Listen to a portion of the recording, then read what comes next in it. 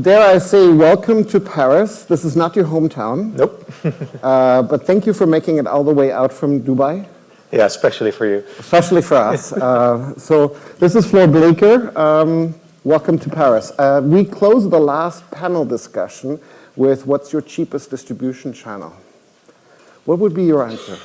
Very clear for us, that will be the PMS. I'm sure I'm not going to make everybody a few enemies here. I don't know who's in the room. I see the lights coming in, so I'm sure there's many PMS vendors, many CRS vendors here as well. I think all the PMSs, and I won't single out any particular one, making really good strides to become distribution channels that are a lot less expensive than the traditional ones that we've been using over the last few years. Okay, all right. Well, let's do a quick introduction of Accor. Accor, founded 55 years ago. You have about 5,300 hotels? Yep. 110 countries, 777,700 rooms, if I'm not mistaken. If you say so, yeah. 40 brands. That's such a big deal, and you're the CTO of this big company. Yep. I'm curious, what was your first job? Just, how did you start? Well, my first gig, I think was in high school, 15 or so. I didn't like the parties that were organized by the school, so I decided with a friend to start organizing our own parties, and that went very well. So we started a small business, and for a few years we've been organizing parties in Amsterdam, which I can tell you is a really fun thing to do. It doesn't make a lot of money, but we had a great time So you started your career as event manager? Yeah. Promoter? Okay, excellent. Whatever you want to call it. But my first real job was, I was rejected from hotel school, so I'm a hotelier. I don't have a tech background. And I was rejected because I didn't have any hospitality experience. Okay. So I went to work as a night manager, they called it, but it was actually a night cleaner in a small hotel in Amsterdam. So spending the night cleaning rooms, cleaning the public areas and stuff, and also had a great time and learned a lot there about hospitality. So now I'm really curious. How do you become CTO of Accor? Oh, very easy. Okay. So I finally got into the hotel school because I did cleaning for a half a year. And the first 2 years of that hotel school is cleaning, cooking, and speaking French. That's kind of the three things that you learn in hotel school. So okay. I didn't like any of them very much. So when it came to internship, they sent you out into a hotel to work for half a year. I told them, give me anything, but not cleaning, cooking, or speaking French. And they said, well, we don't have anything like that. Mm-hmm. And then something came up, and it was a small hotel in the Caribbean. And they had a department called the EDP department at the time, which was electronic data processing. And he said, well, if you really don't want to do anything else, we only have this, so you got to take it. So I took it, and it was kind of the IT department of the hotel. And it was me and an IT manager who got fired 1 week into me joining, and then the GM told me, well, no, you need to figure it out. And I had no clue about anything and learned everything there. And since then, I've only taken IT jobs. So, okay, so I'm sure you installed your first PMS system in the Caribbean. You installed your first... Yeah, it was an AS400 machine, so I don't know if you would call it a PMS system, but okay. It did something with rooms and rates. And, yeah. Excellent. Look, we've gone through the worst pandemic in recent years. From a technology perspective, what has COVID or this pandemic done to, your focus, to technology and hospitality? What are we talking about? At least inside of Aqua. Yeah, so it's funny. I was on a podcast yesterday, and they brought up some research that was done by one of the big vendors, and they asked CEOs and CFOs if the CIO function had strategic value to the company. And they asked these questions over multiple years. So they compared the answer that they gave in 2019 with the answer today. And in 2019 or 2018, only 20% of them thought that the CIO was actually adding strategic value. And 2-3 years later, with the pandemic in between, that went up to 65% or so. So I think what the pandemic has done, and in Accor is no exception, is to lift technology up in the eyes of the rest. It's much more important. It's much more strategic for businesses to perform. If you go back to the hotel level, I think there's a lot of talk, and people say, "Oh yeah, it was so great because we accelerated touchless and seamless check-in and all that." Maybe that's true, but we did it in a very bad way. So what you see around you in the industry are quick fix solutions to do something that actually needs a much bigger and broader solution. Also, what happened in these 3 years in hotels around the world is that investment was lacking. So there is a lot of what we call end-of-life issues where the PCs are out of date, the software is out of date, and we need to catch up on that now. So there's a lot of work to do for us after the pandemic as well. I think I trademarked the expression plexiglass is not contactless, but it's certainly something that we saw in the last 2 years, unfortunately. Yeah. So technology has become more important from your point of view. What are you investing in? What is Accor working on that you can hopefully share here? So yeah, we're investing across the board in technology. What is most interesting for you is probably our strategy around central reservations and distribution. So we felt that Accor Tech, where I am in, should focus on our core business, serving hotels, and not necessarily be in the PMS business and the CRS business and all that. So, but we did like to have a bit of control over what the CRS was doing. So we have a subsidiary, DH. I think they're here. They're on your lanyard as well. So one of the big decisions we've made is to take out our homegrown CRS platform and move it within DH, which is a specialized, one of the largest CRS providers in the world, with a specialized team of technologists to make that better. And that was a super decision because they just did that. They know the market. They also serve other customers, and we see the acceleration in features and functionality. And the idea is that we continue to do that and make something that is really industry shocking over the years to come by taking it out. So that is one thing. We're investing a lot of money in that new platform. The other thing that and it's a bit boring maybe for some of you, that we're investing a lot of money in is our move to cloud. So we're a little bit late to the game. Many of our competitors have done this already. We want to have no data centers left, and we have over 50 today around the world within 5 years. So we're working with public cloud providers to look at every application that we have, every service that we have, and reporting that to the cloud.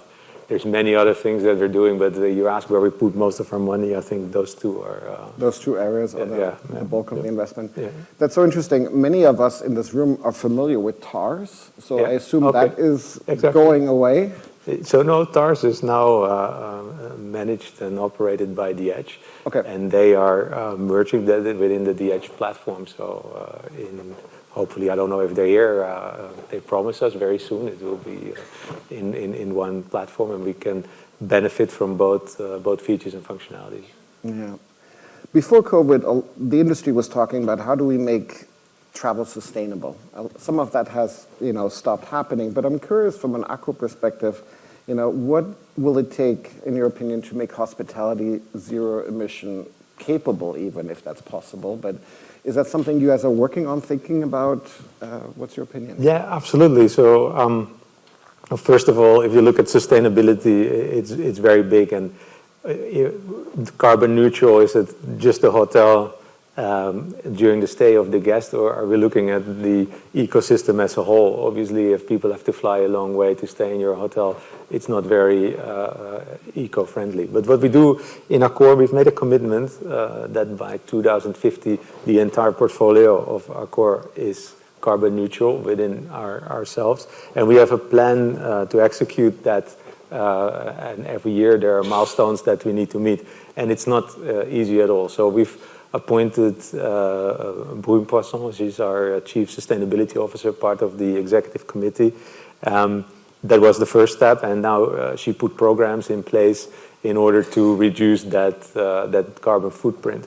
The first hurdle we're dealing with right now is how do you measure it? So there is a lot of need for data, a lot of need for measurement in order to even know what is our carbon emission and is it going up or is it going down?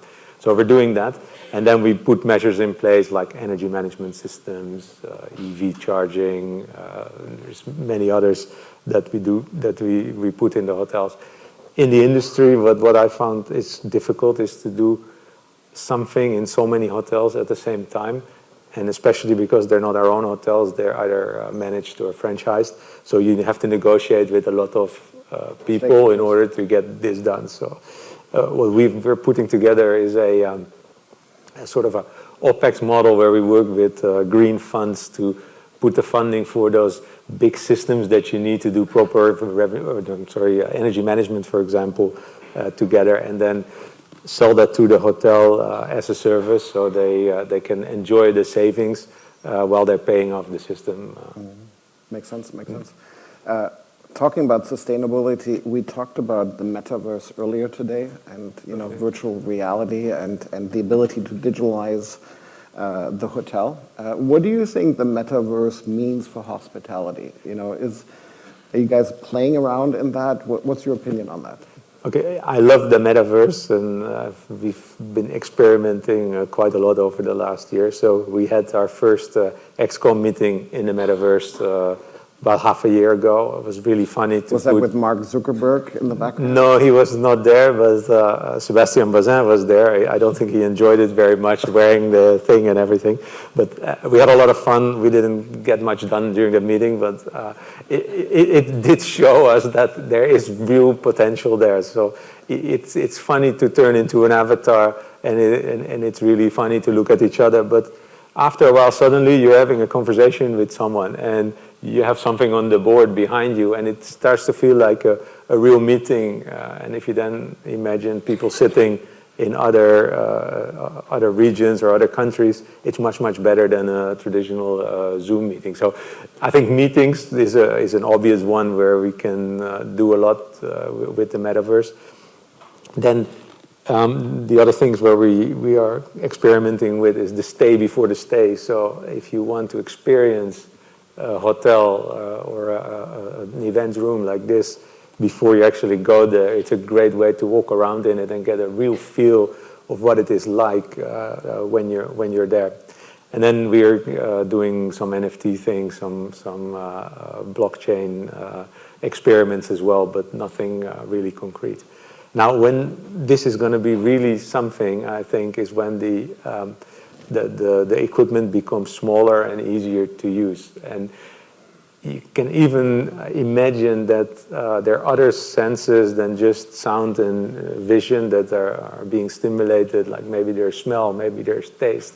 And once they figure that out, you may have experiences that you can have in the metaverse that are so real that people decide to have them over the real experience because it might be dangerous. I would say skydiving or climbing the Mount Everest or staying in a place where it's too expensive for you to stay. You can still have a little bit of a touch on that. To take it one step further, a good friend of mine from high school, he's a neuroscientist, and he is testing brain-to-computer interfaces. And when that takes off, things are going really crazy because you don't wear goggles anymore. It's just impulses that are being sent. And they manage already today for people that are severely handicapped to control a mouse on a screen by thinking about it. So and I've done it. They put it on me and everything. You think about an elephant, the mouse goes to the right. You think about the mouse goes to the left. But after doing that for a while and doing some exercises, suddenly you just think the mouse to the right and to the left. You don't think about an elephant anymore. And this is very, very rudimentary. But if you fast forward this 30 years, you can imagine what this will be for us. There will be real experiences that you can have while not having them. Yeah. I've seen some scary movies in the past that remind me of these types of experiences. This is real. It is real? Okay. Well, you mentioned NFTs, and what I'm curious about are some of these experiences, or even sort of pre-arrival, experiences, something that you think we can monetize, we can sell, we can distribute. Is that something that will happen sooner than later? So what we do now for the stay before the stay is more to entice people to come and stay with you and show off the best of your property. So monetizing maybe, but not direct. When you talk about NFTs, you sell a digital asset to someone. And for example, in the timeshare business, this could have huge opportunities and monetization. So you sell the timeshare as a smart contract, as an NFT, and the owner of that can resell that. But when he resells that, you can take automatically a cut of that resale, and that doesn't happen today. Plus, you can track, of course, all the other expenses that come with owning a timeshare. So this is just one example, but there's many like that, very practical things that we could do. Accor has grown over the last decades in brands. You've acquired quite a few brands. You were working, I think, at Mövenpick at some point. You were acquired at Accor. I was acquired, yeah. They got me with the deal. Excellent. When you acquire a new brand, how do you go in from a technology perspective? Do you have a team that scrubs all the existing techs? Help me understand that project a bit more. So we got it down quite well now, but it wasn't always like that. And everyone is different, obviously, so it's not exactly the same. But we have a blueprint on that, and that has some steps associated with it in what we need to do. In general, we're not just take a sweeping of the technology and integrate everything automatically within the ecosystem that we have, because every brand is a brand because they have something unique, and we need to preserve that uniqueness as well. So they might have an application or something that do really well. And you see in Accor that every acquisition came with something that was good, and we kept that and actually expanded it throughout the portfolio. So we have that blueprint. We know what to do on security. We know what to do on infrastructure, on distribution, and so on. But the funny thing is that this is really not the difficult part, because it's just technology. So normally with some time and money, you figure it out and you connect the right things, or you replace the right things. What is really hard is to build the right culture. If people don't want to integrate, it's not happening. Even if your systems do so well, you can really struggle with that. So it's very key, and we have a great HR department. They do that very well to make sure that whoever is acquired and whoever is acquiring are very comfortable with the plan, that it's transparent, that there is a good light at the end of the tunnel, that everybody knows what's going to happen to them. And then suddenly things fly, even though technology is a bit complicated. So your argument is that technology integration is much easier than culture and people? Absolutely, 100%, yeah. And the technology integration will be a lot easier with the right mindset and the right culture behind it. And we have examples, real examples of that. Yeah. Let's talk hotel rooms for a second. What tech is disappearing from the hotel room that we still have right now in every of our rooms that you think, God, I wish it was gone? Well, there's one thing that really frustrates me, and that is not even in the room, that is even before you get into the room. And that is, we are the only industry left, and we're all at fault, and probably I was the one that most at fault, is that we have so much unnecessary administration in a hotel before you can actually do what you want to do. The check-in, the registration card, the pre-authorization. I mean, who else does that? It's so confusing. Then the credit check, the door key printing, you know it. We've all stayed in hotels, and sometimes it takes 20 minutes, 30 minutes just to get into a hotel room. I mean, taxis figured it out, the airlines figured it out, everybody else figured it out, but we're still struggling to do that. So we haven't made it to the room yet. You're saying all the issues are outside the room. So if you one wish on technology that could be replaced in hospitality is to get like an Uber type app to walk into a hotel and walk out of a hotel without having to check in, doing all the administrative stuff. And the Uber app tells you which room and then opens the door. Exactly. And that's done. There's reasons. I've been trying to solve this problem for many years, so there's many reasons why it's not been resolved yet. But it would be good if there is some sort of technology to do that. In a room itself, I don't know. Sure. I think we went from providing a lot of stuff to guests because it was so much cooler than what they could find elsewhere. But this was 10, 15 years ago. Nowadays, you just need to make sure that whatever your guest brings to a room can be used. So you don't need a telephone per se. You don't need 500 channels on demand. But if you can hook the iPhone up to the music system, or you can have watch Netflix on a big screen on the TV, then you're much better off, and people appreciate it much better. Okay, so phones are gone. Phones are gone. On-demand TV is Oh, gone. definitely gone, yeah. Mini bars are still around? Well, you need to have a cold drink, but Okay. it's not really a technology issue. But Okay. I appreciate having a fridge in the room to put something in. Is there anything missing? This is personal preference for me, but I would love to see some fitness equipment in the room, a bit of yoga space or something, or a treadmill or something like that. But it is purely personal, so I don't think it's a good idea that we equip every room with a treadmill if only 1% uses it. So I'm happy to go down to the gym, but it would be cool to have that. Okay. So as an industry, if I understand correctly, the room is what it is, and we've more or less sorted that out. But the innovation that you're looking for is, let's make the pre-arrival, the administration, more of an Uber-like experience, if you will. Booking, arriving, ordering, it's all complicated, and it all involves paper and calling people, and that whole ecosystem could be a lot better. Yeah. Okay. And I know there's many innovations that are going on, but there's no one that does it for all. Like the Uber of hospitality, I've not seen it yet. Okay, but it's an interesting thought. Yeah. After being a CTO, what's your retirement plan? I'm just curious. You mean next week? I don't know. I'm like, what do you do when you don't work? Let's start there. So I work quite a lot, and I can imagine. Travel quite a bit. But I really enjoy sports. I do sports every day. It's not something that I want to do for the rest of my life, but I would love to learn how to play golf very well, not like I do today.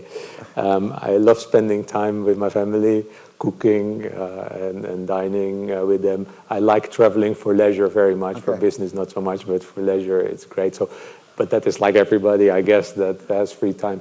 Retirement, I really haven't thought about that, sorry. Okay. Well, I was wondering... It's a bit far away from me, I'm afraid. I was wondering at time whether you will be a bed and breakfast owner or have a little vineyard, or it doesn't sound like it. Maybe next to a golf course. Yeah, maybe a little tech company. Company. Taking your learnings from your current job and... Maybe I'll start the Uber for hospitality at some point. Yeah. I'm sure you're inspiring a few people, etc. Look, you're familiar with HTNG. You were a long time the president of HTNG. HEDNA is all about distribution, technology, payments, and driving innovation in these areas. When you think about the technology providers, the vendors in this room, do you have an ask for them? Like, what should they go out and fix tomorrow? Because, we're all taking notes here, and ultimately we would like to pitch to Accor the next big thing. But what should we focus on? It's a difficult one, because I know we are a very difficult industry to sell to. So I feel for the vendors. You have to sell to hotels, to regions, to general managers, to IT managers, to the head of commercial. So you never know where to go, to owners. And then once you finally make a sell, it's small money in one place, so it doesn't really scale. But what I wish is that, and I don't think it's going to happen because of this reason, but that someone comes up with a solution that actually works for everything, that you can open a hotel and then just put the hotel solution in, and it does what you need to do to run a hotel, so you can focus on running the hotel. Like in most other industries, you have that. So in my previous jobs, I was responsible for a retail chain, and I was responsible for an education institute, and for a factory that made food.